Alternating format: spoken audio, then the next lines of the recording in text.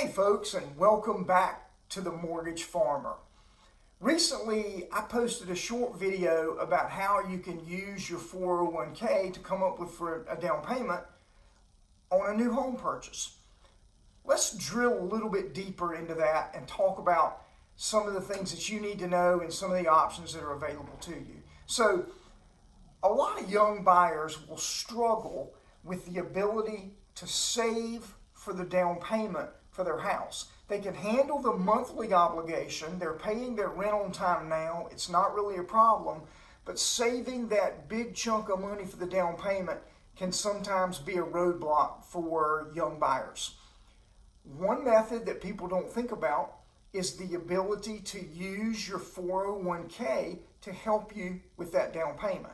Now, caveat, you need to check with your employer and be sure that it's okay, but most every employer does allow for it in varying levels.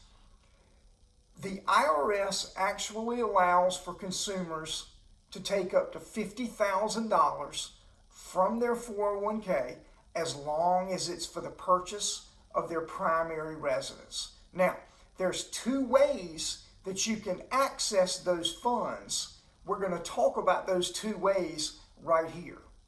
The two ways are you can withdraw the money directly from your 401k or you can borrow the money from your 401k. Let's talk about each of those. So, if you want to withdraw money from your 401k, you need to be aware. Number one, you will pay your regular taxes on that money. Let's say you're in the 22% tax bracket. That means that you're going to pay 22% in taxes. There's also a 10% penalty when you withdraw money from your 401k. Also, especially for younger adults that are just getting started, it's going to reduce your earnings potential when that young, fresh 401k is really starting to ramp up. If you pull a significant portion out of it, you're really going to hurt yourself in the long run. That's not the best way to go about it. It is an option, but there's a better option available to you. So the other option would be to borrow from your 401k. Now here's some cool features about that. First off, the monthly debt payment for the borrowed money in your 401k does not count in the debt ratio calculation for the new mortgage that you're attempting to obtain. So that helps. You're paying yourself back. So when you borrow from your 401k, you're going to make regular monthly payments or biweekly payments or however often you're paid presently through your employer. You're going to pay a certain amount back in regular intervals, whether it be $50, $100, whatever amount you decide, you're going to be paying yourself back. So actually the interest that you're paying on that loan is paid to you. So that's a big benefit. You can take, as I've already said, up to $50,000 from your 401k. The IRS allows it. Again, as long as it's for the purchase of your primary residence. And again, I already mentioned those wonderful flexible repayment terms that you've got available to you. So borrowing the money from your 401k may be a better option.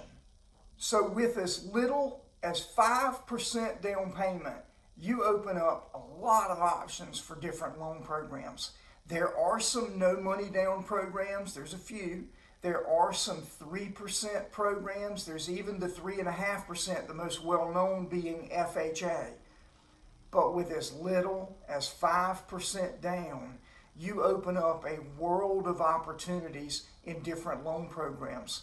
And the money might be sitting right there in plain sight in your 401k. Think about using your 401k. Ask a mortgage professional if that's the right decision for you and see where we go from there.